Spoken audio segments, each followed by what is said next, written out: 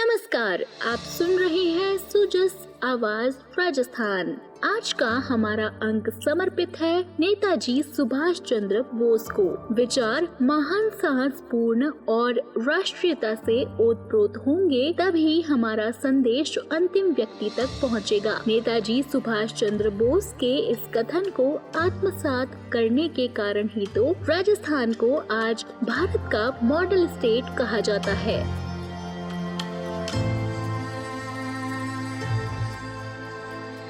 हम राजस्थान के किसी भी शहर या कस्बे में चले जाएं, सुभाष बाबू के नाम पर कॉलोनी, स्कूल, सड़क कुछ न कुछ तो मिलेगा ही।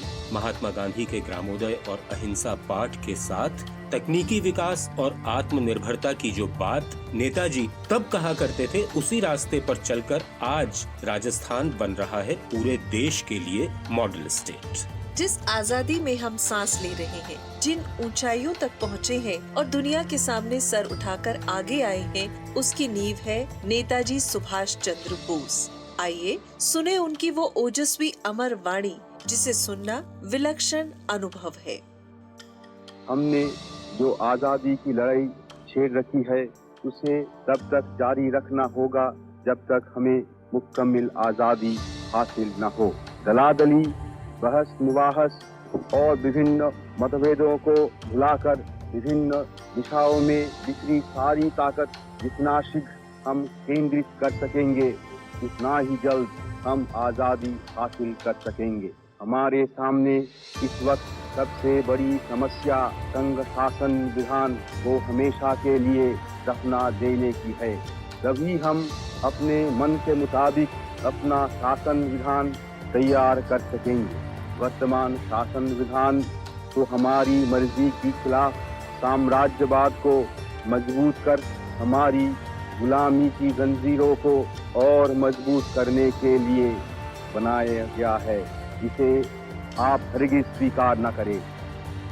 जब भी गौरवशाली अतीत की बात हो, स्वाधीनता संग्राम का जिक्र हो या संघर्ष और जीवट के दम पर कामयाबी हासिल कर राजस्थान को आगे बढ़ाने की बात हो, मुख्यमंत्री अशोक गहलोत सुभाष बाबू का पुण्य स्मरण जरूर करते हैं। नेताजी सुभाष चंद्र बोस की जयंती पर हम सबको संकल्प लेना चाहिए कि हम आने वाले वक्त के अंदर किस प्रकार से उनका जो रास्ता था, जो उन्होंने तय किया था, वो उस वक्त की बात थी जब देश को गुलामी की जंजीरों से मुक्त करवाना था। जिस रास्ते पर माहौल बना है देश के अंदर, नई पीढ़ी को समझना पड़ेगा, सोचना पड़ेगा, अध्ययन करे, वो लोग इतिहास की पुस्तकों को पढ़े, सच्चाई को सामने रखे और अपने जीवन को कामयाब करे। मानव संसाधन ऐसा बने देश के अंदर जो देश के काम आए। हमारी महान संस्कृति, संस्कार, परंपरा महान है देश की, उसको अपनाए, बजाय इसके कि हम लोग जातिवाद और धर्म के नाम पे एक दूसरे के खिलाफ में माहौल बनाते जाएंगे, तो इस देश के हित में नहीं है। शिक्षा मंत्री डॉक्टर बी.डी. कल्ला की दृष्टि में तो नेताजी ऐसे आदर्श हैं जिनके जैसा न भूतो न भविष्यति। और अब आइए सुनते हैं सुभाष बाबू की क्रांतिकारी सोच के बारे में क्या कहना है आज की युवा पीढ़ी का।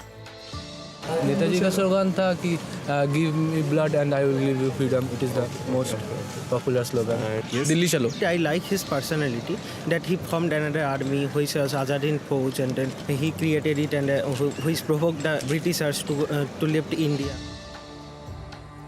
He was the leader of the communist. He was the one to get out of the communist, who made the communist party actually. India has the world's largest youth, 70 crores or anything like that. So basically he has influenced us a lot because he was always focused on youth empowerment, their jobs, their facilities and everything.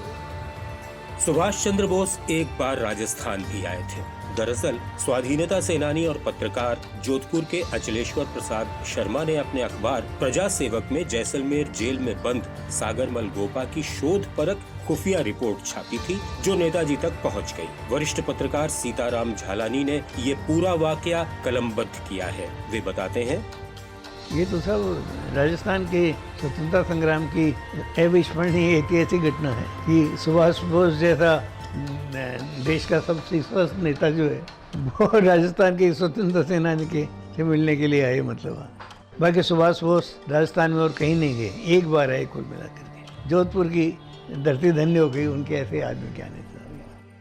संघर्ष से सफलता की मशाल के सबसे प्रभावशाली हस्ताक्षर थे नेताजी। सर्वधर्म समभाव, स्वाभिमान और महात्मा गांधी को राष्ट्रपिता का संबोधन देने वाले नेताजी का तत्कालीन आह्वान उन्हीं की आवाज में।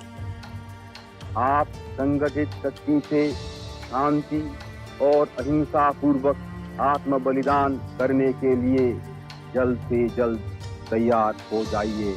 न मालूम कब बिगुल बज उठे। इस वक्त जमाना हमारे अनुकूल है। वर्तमान अंतर्राष्ट्रीय परिस्थिति से हमें लाभ उठाना चाहिए। भारत को भी दुनिया के दूसरे राष्ट्रों के साथ ही जीना मरना है। इसलिए हमें अंतर्राष्ट्रीय परिस्थिति से पूरा वाकिफ रहने की दरकार है। असंगठित और कमजोर रहना पाप है। गुलामी सब कष्टों और पापों की जड़ है। अब गुलामी की जंजीरों को तोड़ने के लिए एक दिल एक प्राण होकर कटिबद्ध हो जाइए। हिंदुस्तान अब गुलाम नहीं रह सकता और न कोई ताकत इसे गुलाम रखी सकती है। हाँ, हमें स्वतंत्रता का मूल्य चुकाना होगा। आप इसके लिए तैयार हो जाइए, जिससे यदि हम गुलाम हिंदुस्तान में पैदा हुए हैं तो स्वतंत्र हिंदुस्तान में जीवे और मरे। तुम मुझे खून दो, मैं तुम्हें आजादी दूंगा, ये भी तो उन्हीं का नारा है ना। तो कृतज्ञ राजस्थान का जयंती पर नेताजी को शत शत नमन, वो भी उन्हीं के शब्दों में, जय हिंद।